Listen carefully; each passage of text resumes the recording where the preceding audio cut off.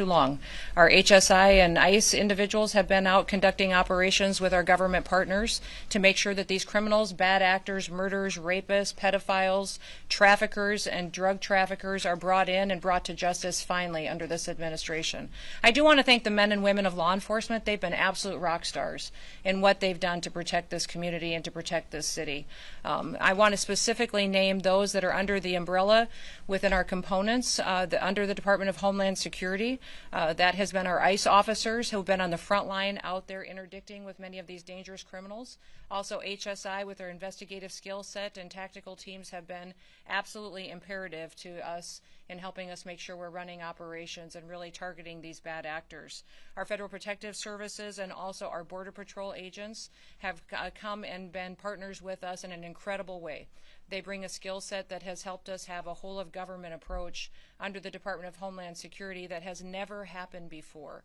The assets that they have and the willingness to do their jobs that this president has allowed them to do has been absolutely incredible. But what you see standing behind me too is also other federal partners that have come to the table that are here to bring safety and security to the city of Los Angeles. I want to specifically thank the Army. I want to thank the Marines, the National Guard, our soldiers, our military men and women who have shown up here to help make sure that we have security. Not only do they protect our country around the world, but they're doing it every single day here in the United States of America too, and doing it as service, public service to the people in this country because they took an oath to uphold the law. We also have a U.S. attorney here who has been aggressive, has been making sure that we don't pick winners and losers in this country, that the rule of law will be followed, and that people who break the law and perpetuate violence will be brought to justice. They will be prosecuted, and there will be consequences for that kind of activity. The Department of Justice is here and has a presence in our Incident Command Center, as well as the DEA, the FBI, and their investigative teams have been fantastic with their leadership. And we also have the IRS here that's helping us track how these violent protesters are funded. What NGOs out there, what unions, what other individuals may be funding these violent perpetuators that are in these protests that take people who may be wanting to come and be peaceful, but instead turn these into very violent activities that go after law enforcement. That's just simply not acceptable. And I also want to thank our U.S. Marshals.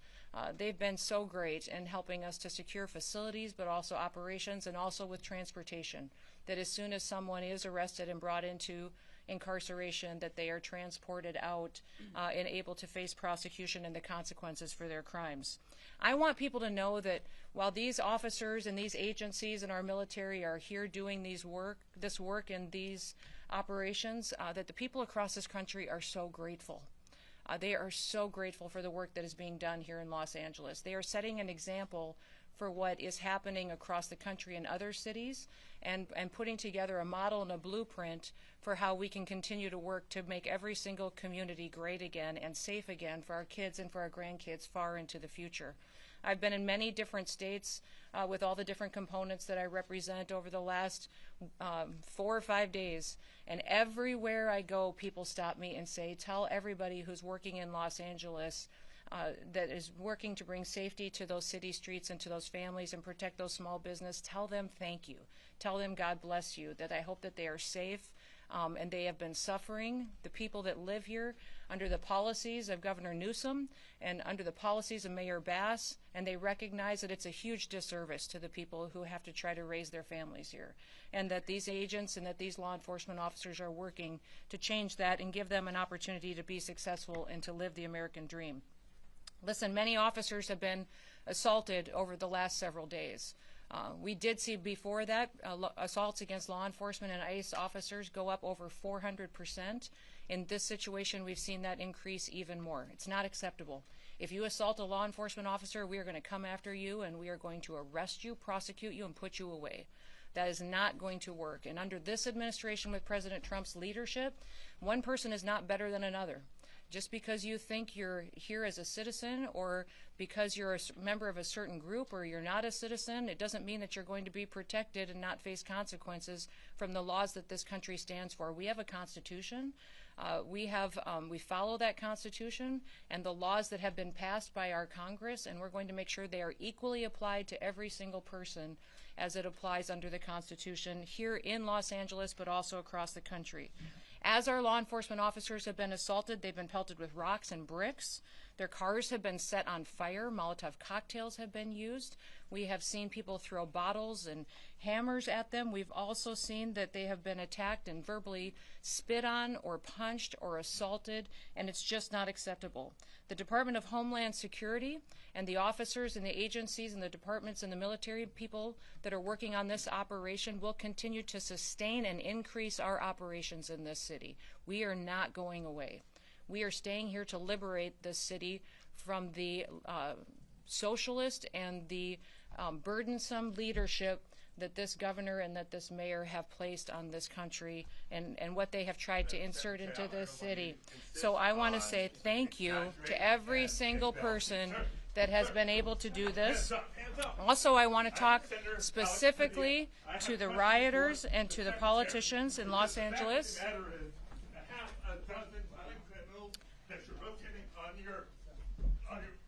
I also want to talk about specifically how many of our ICE agents have been doxxed for doing their duty, how they have been targeted, and how their families have been put in jeopardy, and that we're not going to allow that anymore as well. That those individuals who are purposely endangering our ICE agents and our law enforcement officers and their families will be prosecuted for what they are doing as far as perpetuating violence on them.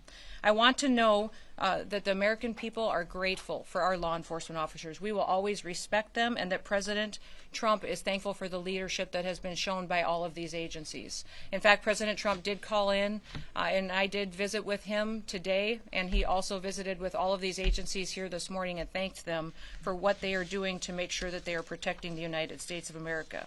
The images that we've seen out of Los Angeles the last several days has simply been un-American by the protesters and the violence that we've seen perpetuated. Masked thugs are assaulting police officers. They're setting vehicles on fire. They're waving foreign flags on American soil while burning American flags. And they've damaged public property and destroyed private businesses. We need to make sure that we are continuing to protect the citizens that live here and want this community to be safe. Let me give you just a few examples of those who have been rioting that many politicians like Gavin Newsom and Karen Bass are defending. There was a Vietnamese illegal alien who committed a mass shooting at a graduation party in 1994 that we've been able to take off the streets. A Filipino illegal alien that was convicted of an assault with intent to commit rape that we've been able to bring up into custody and incarceration. You see behind you some more profiles of individuals that have brought into custody through the operations we have here. A Mexican illegal alien convicted of willfully cruelty to a child, and on and on and on. Those individuals and those criminals are now off the streets of Los Angeles because of the activities that have been conducted here in the last several days and will continue to operate for days to come.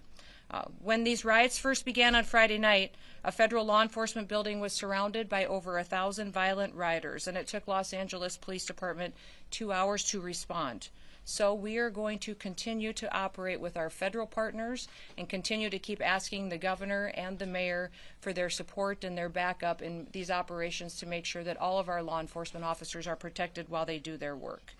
We're going to protect American cities from lawlessness, and we'll do what it takes to put the American citizens first and make sure they have the opportunity to sleep safely in their beds at night. I just want to say God bless all of our men and women of the military that serve, all of those who serve in our law enforcement agencies and in public service that make great sacrifices away from their homes and from their families, but they do it because they believe in America, and they believe in freedom, and they believe in law and order, and that is what we are doing right here today and will continue to do for days to come until Los Angeles once again is at peace. So with that, we'll turn it over to our next speaker, which I believe will be Todd Lyons from ICE. Thank you, Madam Secretary. I'm Todd Lyons. I'm the acting ICE director. Also, I'm the National Incident Commander for the situation. But I would just like to say thank you to Secretary Noem. She said it best. There's really not much more I can say. It's without her leadership that we wouldn't be out here conducting this mission. President Trump fully has our back on this one, and we're doing the will of the American people. I want to thank the brave men and women of ICE, HSI, ERO, our attorneys with the Office of Public Legal Counsel, because without them, this would not be possible. They put their lives on the line every day. You also see my fellow agency heads here with me, and many that are not up here on stage. The men and women of law enforcement have been putting themselves in harm's way every night since we've been here in Los Angeles. What we've done here is taken a whole government approach for this immigration mission. You know, under the last administration, there was millions upon millions of people that we don't know who came to this country. They were let in, that now have turned violent criminals. Also, we have known suspected terrorists and gang members. Since January 20th, we've been making arrests in Los Angeles and all around the country. But specifically, we've focused on gang members, human traffickers, violent drug dealers, and rapists. You know, the Secretary brought it up. You know, the rhetoric of a lot of elected officials and people, what really caused this. We've heard so much. If ICE had a criminal warrant, if ICE had a judicial warrant, cities would cooperate with us. On this past Friday, you saw that. You saw the men and women of ICE and these other DOJ partners executing a criminal warrant on a criminal immigration enforcement case. Yet the city turned against us and we had violent protesters. And that just won't happen because the men and women of ICE won't be deterred by this. We're going to be out there every day conducting our law enforcement mission. No protesters are going to block our way because the brave men and women of ICE and these DOJ partners you see up here, along with our partners with the Los Angeles Police Department, are going to ensure that we handle these protesters, but we are out there safely conducting these operations, and we will get the worst off the street. And I also like to thank the Department of Defense and National Guard who has come here to assist us on that. You know, we will prosecute all these cases. Just, you know, the Secretary highlighted so many, you see them up here. But we have a wanted man from Mexico who fled and hid in Los Angeles for killing a woman. You have an MS-13 gang member who killed 2 individuals during a botched catalytic converter theft ring case. These aren't the individuals you want in Los Angeles. These aren't the individuals you want in the United States. ICE is going to keep doing their job, and we're going to do it to our best of our ability with our DOJ partners. But with the Secretary's leadership and the full support of the U.S. Attorney to prosecute these criminals, we will continue enforcing the immigration mission that President Trump and the American people expect us to do. So with that, I'm going to turn it over to the FBI. Thank you, sir. Good morning. My name is Akil Davis. I'm the Assistant Director in charge of FBI Los Angeles. As you know, the FBI has been assisting the Department of Homeland Security with immigration enforcement since February. We're just one of many field offices doing this nationwide as directed by the Attorney General, and we're accustomed to providing investigative and technical assistance to law enforcement at all levels on a regular basis. We have agents embedded with our operational teams with DHS. Our help vary depending on what DHS needs, and they let us know moment by moment.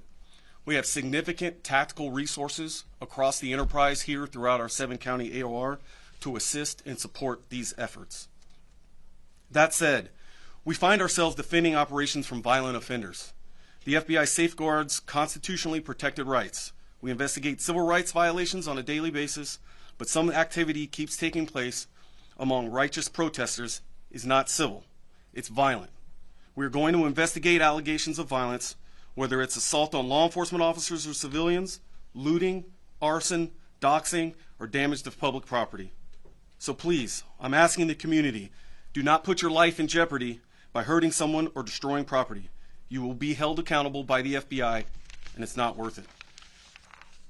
I'd like to highlight 2 cases for you to show what the FBI's line of effort is in this overall DHS-led operation.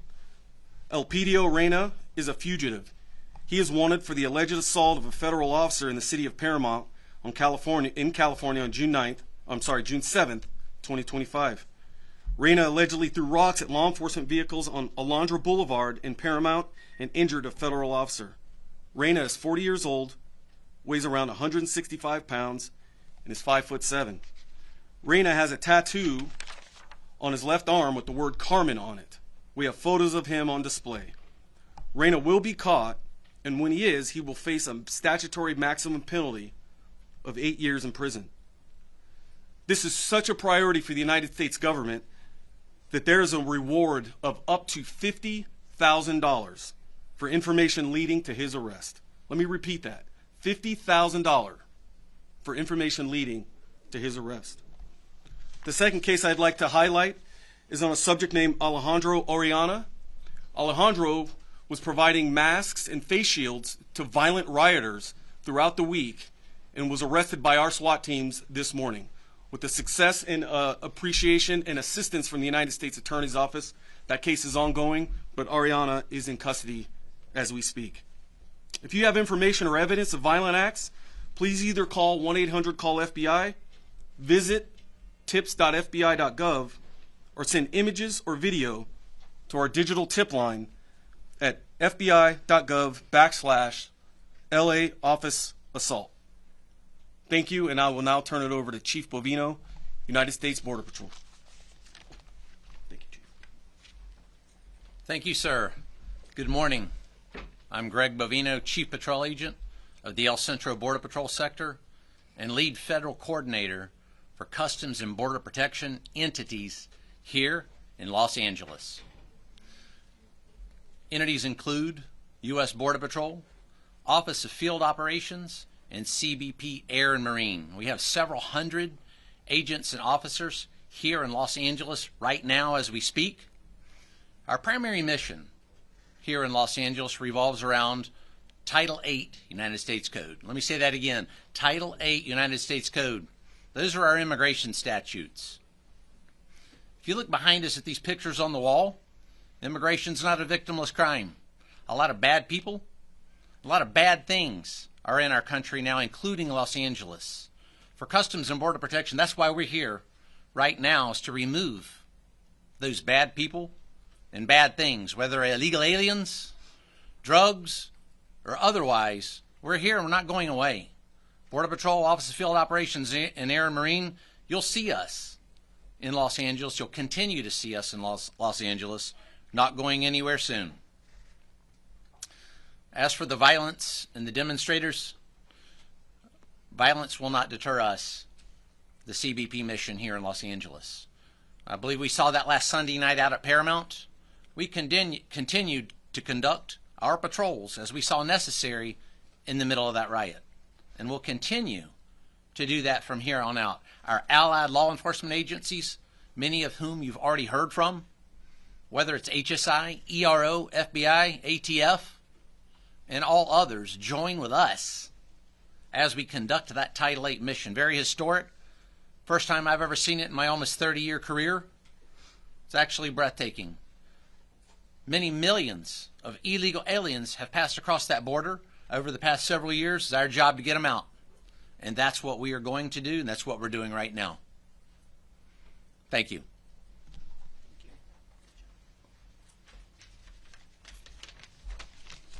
Good morning. My name is Kenny Cooper. I'm a Special Agent in Charge, ATF, LA Field Division. The Department of Justice will not be deterred from enforcing this nation's laws. ATF is on the ground doing what we do best, fighting violent crime and protecting our communities regardless of the environment around us. Our agents are trained to operate in high-threat, high-tension situations. When federal authorities move to execute court-authorized warrants, we support that mission with professionalism, precision, and resolve. ATF stands shoulder to shoulder with our federal partners in this whole-of-government approach.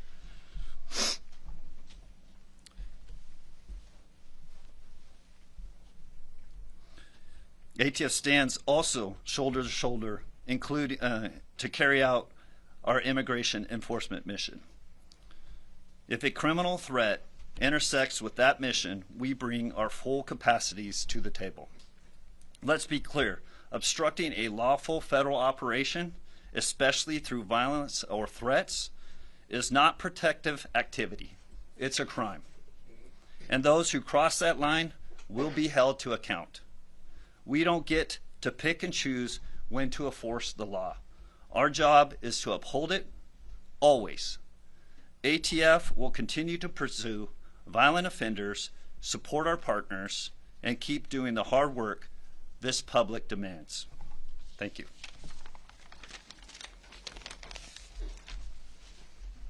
Hello, everyone. I'm Bill Saley, the United States Attorney for the Central District of California.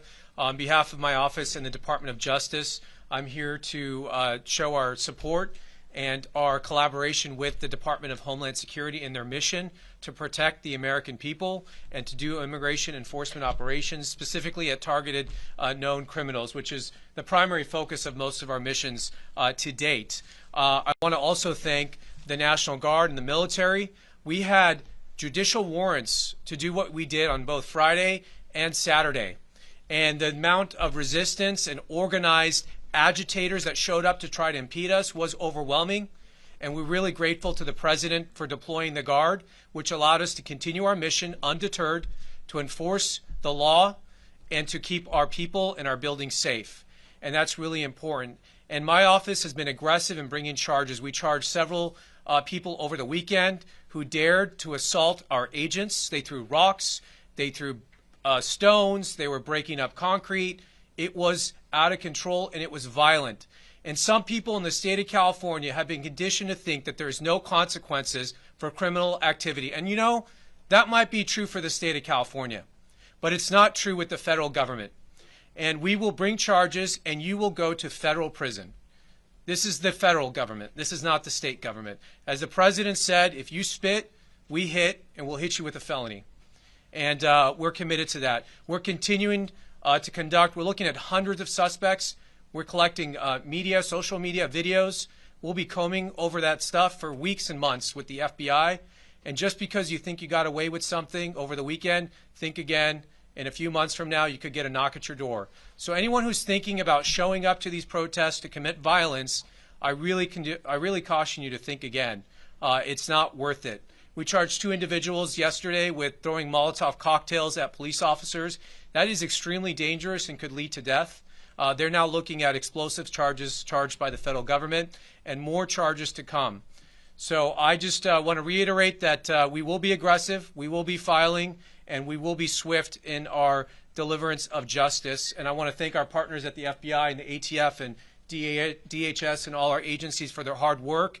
It has not been easy. They've been working around the clock, but they're undeterred. And I can tell you, speaking to them, they are more committed than ever to delivering on the promise of the President to make America safe again. And we need that in California probably more than anywhere else. So with that, I thank you very much. Thank you, Bill. I appreciate that, and everyone for their comments. And with that, we're going to open it up to questions, but we're going to keep it specifically to questions that pertain to this topic and some of the operations that are ongoing here in Los Angeles and how we will sustain and build on those operations in the future. So do you want to go first? Matt Rivers, Yes. ABC News. Yes. A question for you about future planning. We know that there's more protests planned for this weekend. Yes. Is DHS actively planning on requesting more assistance from DoD, more troops, given those protests that are coming? Is this the administration's new playbook? You know, what I would say is that I'm not going to telegraph exact statistics and numbers and what we are doing as far as participation with the military, but we do have several thousand engaged here in Los Angeles right now. We are assessing this weekend's threat levels, not just here, but in cities across the country, and pre-deploying assets. So we're using every tool that we have in our toolbox and pre-staging people, task forces, special swift response teams, people with specific gifts and talents that they can contribute to areas that we think they may be needed this weekend, so that we can prevent any kind of violence from being perpetuated. But it's on the table, the idea of bringing more troops. You know, I would say the President has the right to utilize every authority that he has under the Constitution to utilize Title X and to bring in military assets and National Guard units as needed, and he'll continue to assess that and use his prerogative to decide when it's necessary. Yeah. Madam Secretary, you had previously asked the Defense Secretary to direct troops to arrest people. Is that something you'd still like to see? You know, I think what I had talked was a conversation with the Department of Defense to ask them to use the authorities that they have in conjunction with the President to make sure that there's consequences for people who perpetuate violence. So that is what the assessment is, and they're being utilized to the fullest extent to which the President wishes to at this point in time. And I'm so thankful we have a U.S. Attorney and a Department of Justice that is going out there and prosecuting these crimes as well. That's something that was very different under the Biden administration, that is a game changer now. We have a president now that believes in the rule of law and that is going to make sure that when people break the law, no matter who you are, that you will be prosecuted and you will be brought to justice. Yes, sir. Madam Secretary, Yes. Salvador Duran with Innovation Network. Yep. 2 questions for you. The first one is, do you have an estimated number of people that have been detained and deported? And the second question I have to ask you, would you please address Senator Padillas' interruption to your press conference? You know, I'm not. Consider Yeah. even pressing charges for what we just witnessed here. Oh, you know what? I don't even know the senator. He did not request a meeting with me or to speak with me. So when I leave here, I'll have a conversation with him and visit and find out really what his concerns were. I think everybody in America would agree that that wasn't appropriate. That if you wanted to have a civil discussion, especially as a leader, a public official, that you would reach out and try to have a conversation. For instance, I have left voicemails for Governor Newsom wanting to have a conversation. Has he returned them? No. He hasn't. I know that the White House has reached out and had conversations with Mayor Bass as well. And so that's what you do to try to start these conversations and ask for partnerships. Unfortunately, we haven't met that in this area. I'll visit with the senator and find out really what his concerns are and what we can do. And as far as the estimate number of people that have You know, what I would say is that we have over 1,500 people that we have been interdicting with, arresting for different situations, and we will continue to build on that. That's been just over the last few days. Know that we have more assets now today than we did yesterday. We had more yesterday than we did the day before, so we are only building momentum. This is only going to continue and be increased until we have peace on the streets of Los Angeles. The president has told me, Christy, use everything that we have to make sure that the citizens of Los Angeles know that we care about them, that they have lived with crime for far too long, and that we want them to be able to walk their children to school in the morning and feel safe. We want them to, small businesses downtown, to not have to worry about getting burned to the ground because some organized crime nonprofit funder is deciding that now is the time to send a political message or an agenda. So we're going to stay here and build our operations until we make sure that we liberate the city of Los Angeles. Yes, back there. I'm going to do two more if that's okay. Go ahead. Can you talk a little bit about the specific number in terms of immigration-related arrests that you make, both daily and in LA specifically? Well, we literally have tens of thousands of targets. So I think that's what's more important. People should know that there are millions of people that are in this city illegally, and that we have, I would say, thousands and thousands, tens of thousands of targets that we will be going after. Remember, this president has repeatedly said that he's going after criminals and the worst of the worst. And we're going after people that are in work sites that are trafficking drugs, that are trafficking human beings. We're DNA testing children because many times when you see people claiming that their family members or the children they have with them that are theirs, many times when we DNA test them, they're not. They're really peddling our children, and they have human slavery going on, child trafficking, pedophilia. So we are going after those individuals that we have intelligence on, and we will continue to only build on that. And yes, I'm sorry, I didn't get to you right away.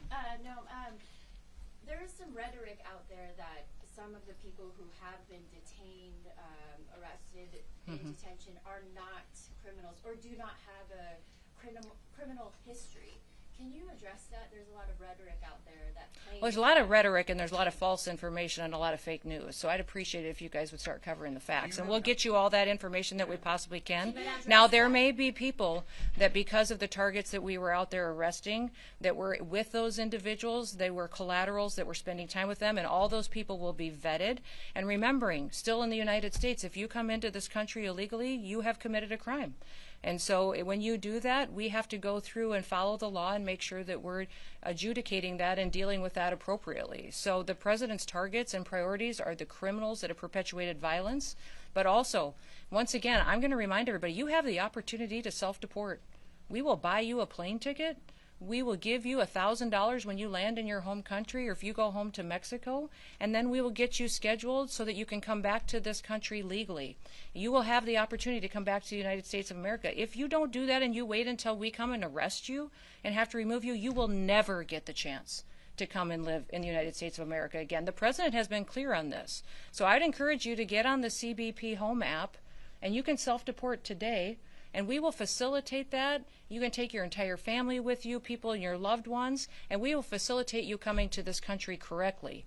Everybody has the opportunity to do that. If you wait until we have to arrest you, you will never get to be an American, much less live here and work here and be able to pursue the American dream. Last question. Madam Secretary, Alejandro Ortiz with Telemundo 52. Yes. You just said that you go after the worst of the worst. But we've seen ICE arresting immigrants in front of their court hearings when they go to their annual immigration check-ins. Even if they're going And remember, through the these legal are people... process, are we sending the message as a country that people, even with no criminal record, and that they're taking the legal correct path, are not safe from If they took the detention? legal correct path, they would have come here legally. They wouldn't have come into our country illegally. Second of all, Some of them they are have not final criminals. They have removal come orders. here and They have maybe final overstayed their visa. they have final That's removal criminal. orders, and we're That's following. That's a civil offense, but not a criminal record. It is actually under the acts that the president has invoked it through his executive orders. It actually is a criminal offense. And so one of the things that we need to remember is that when you're going out there and talking about what is happening with individuals who are in this country illegally, is that they have the opportunity every single day to return back home. And we will work with them and facilitate that and work with their families. But if they choose to wait back and to not make that decision today, then they are subject to this type of operation that will target those that have criminal activity and backgrounds and perpetuators of violence first. Those are our targets. But we are going to make sure that we're bringing peace back to the city of Los Angeles. She told me she has hundreds of cases of people coming in asking for asylum. They go to their immigration checking. So my only question to you, I'd say a question back to you is, which laws in the United States should be enforced and which ones shouldn't? I mean, my job, here's the deal, guys. My job is not to pick and choose which laws we enforce and which ones we don't. We have laws in this country, and they matter. If you want the law changed, go to Congress. When's the last time you went to Capitol Hill and told your senator or representative to change it?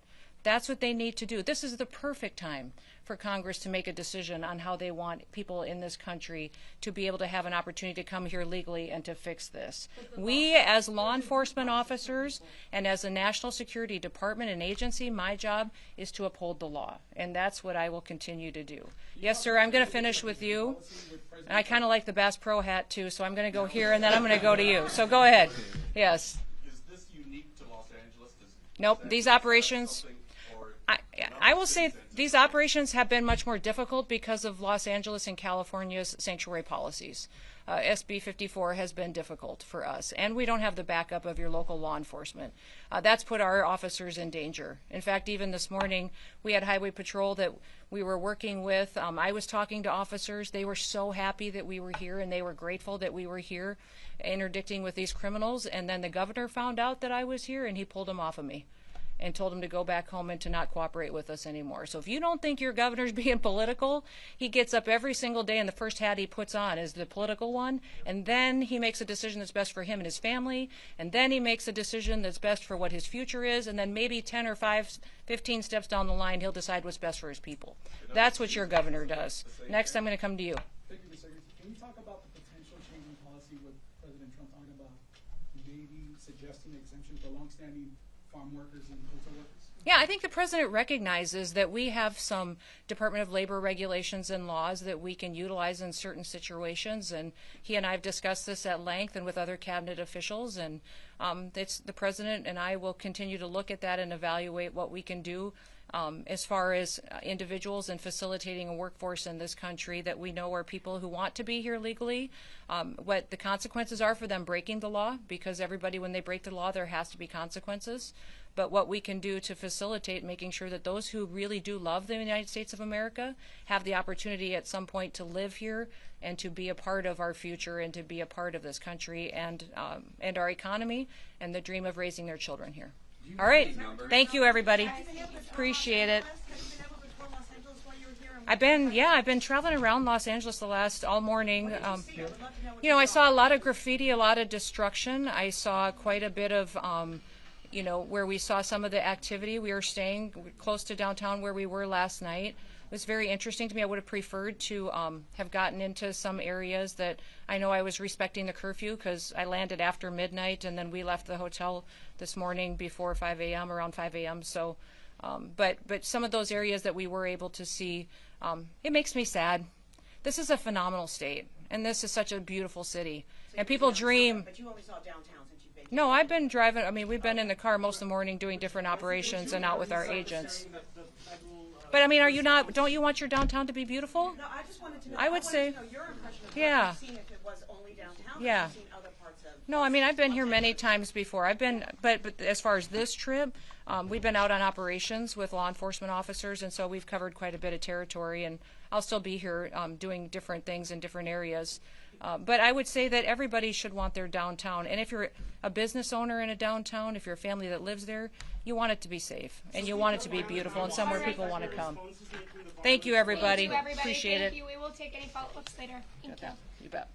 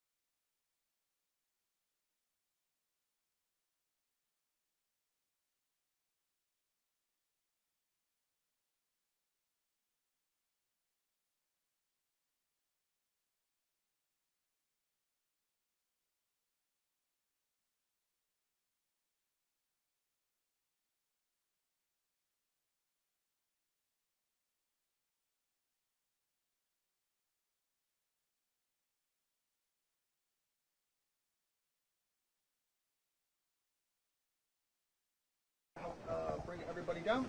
Most of the folks should know their way around. They want to bring them downstairs where this gentleman right here can help lead the charge. We'll head to the West Annex. West Annex? West Annex. They'll escort you guys just right through here.